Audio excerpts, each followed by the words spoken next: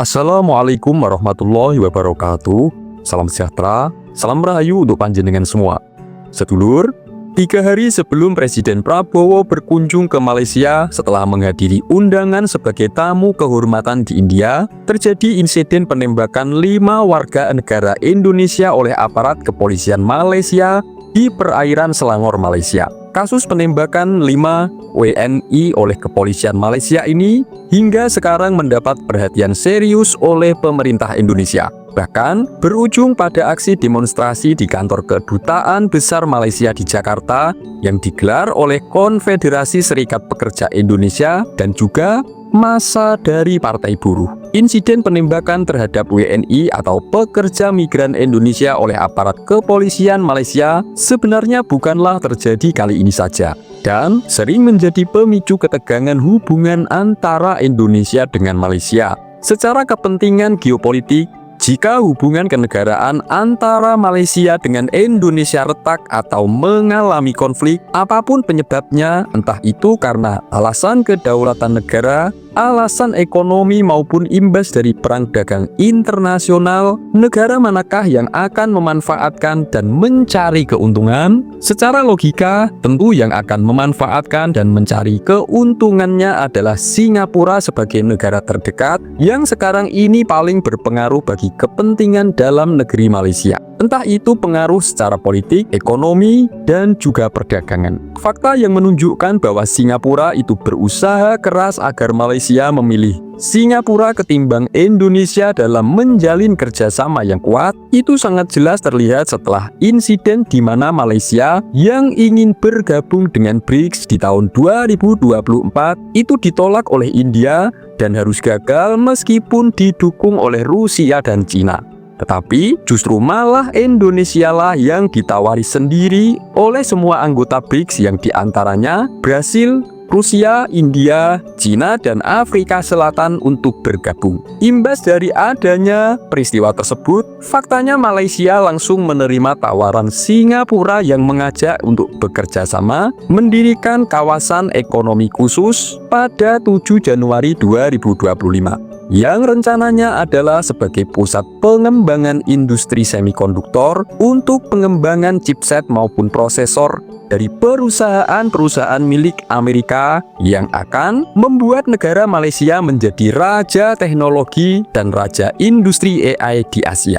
Padahal fakta baru membuktikan bahwa Amerika yang selama ini mengaku sebagai penguasa AI itu baru-baru ini sudah terbantahkan setelah Cina meluncurkan produk AI terbarunya yaitu DeepSeek yang lebih unggul dan membuat Amerika kelabakan. Jika melihat fakta tersebut, apakah Malaysia akan berhasil dijadikan sebagai raja industri semikonduktor dan raja industri AI di Asia?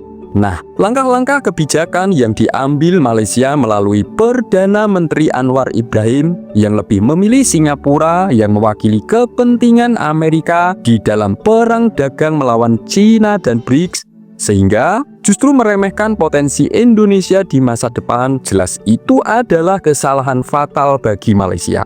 Dan itu sama sekali tidak mencerminkan sikap hormatnya terhadap Presiden Prabowo yang sudah dianggap sebagai teman terdekat dan teman seperjuangannya seperti yang sudah disampaikan melalui pidatonya. Padahal, jika seorang Anwar Ibrahim itu mengingat jasa besar seorang Gus Dur yang sudah menolong keluarganya pada saat dia berada di penjara akibat kepentingan politik Malaysia, maka dia tidak akan lebih memilih Singapura daripada Indonesia. Tetapi, dalam sudut pandang spiritual, jika seorang pemimpin negara sudah menerima banyak pertolongan dari pemimpin negara lain, tetapi kemudian dia mengkhianati atau melupakan jasa baik tersebut demi kepentingan politik, maka dia harus membayar dengan 5 karma. Sebelum membahas satu persatu, monggo silahkan tulis komen apapun harapan dan doa panjenengan semua untuk Indonesia. Bagi sedulur yang muslim, marilah sempatkan tulis komen sholawat agar hajat dan doa kita semua terkabul. Karena pertama yaitu Malaysia akan kehilangan kepercayaan dan dukungan dari negara-negara lain, kecuali dari negara-negara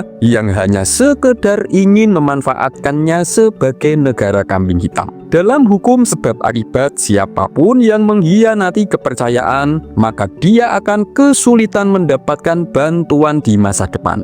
Jadi, jangan heran jika di masa-masa yang akan datang, negara lain akan lebih berhati-hati dalam menjalin kerjasama dengan Malaysia. Karena kedua adalah Malaysia akan tertimpa ketidakstabilan politik dan ketidakstabilan pemerintahannya. Karena karma tidak harus datang dari luar saja, melainkan bisa kembali dalam bentuk kekacauan internal, baik datangnya dari oposisi politik yang tidak pro dengan pemerintah Malaysia, juga bisa rakyat yang kehilangan kepercayaan, atau bahkan dari negara terdekat yang mengkhianatinya dengan cara serupa.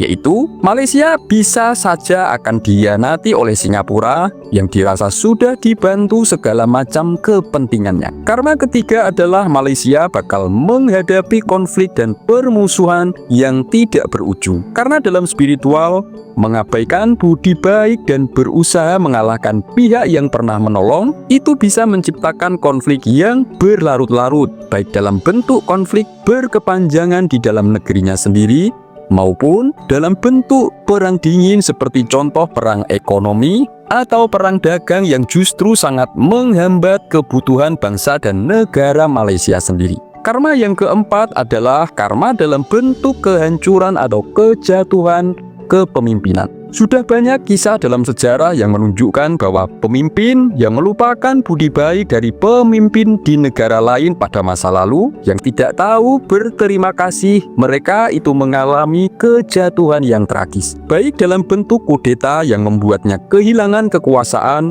maupun kehancuran ekonomi negaranya, atau bahkan hukuman moral dari rakyatnya sendiri yang membuatnya kehilangan kehormatan sekaligus jabatan. Karma yang kelima adalah akan kehilangan keseimbangan daya spiritual dan kehilangan kesejahteraan jiwa. Dalam banyak tradisi spiritual, mengkhianati kebaikan besar yang pernah diterima di masa lalu, sehingga mengesampingkan kepentingan yang lebih luas di masa depan, maka itu bisa menciptakan beban batin yang sangat berat. Jika langkah yang dilakukan oleh Perdana Menteri Malaysia yaitu Anwar Ibrahim sekarang ini adalah lebih memihak pada Singapura ketimbang Indonesia, adalah sebagai bentuk pengkhianatan atas kebaikan Gus Dur dan Presiden Prabowo terhadap kehidupannya di masa lalu, maka dia pasti akan dihantui rasa yang sangat bersalah, rasa ketakutan, atau perasaan tidak pernah merasa puas akibat energi negatif yang telah diciptakan sendiri. Semoga ini bermanfaat. Wassalamualaikum warahmatullahi wabarakatuh.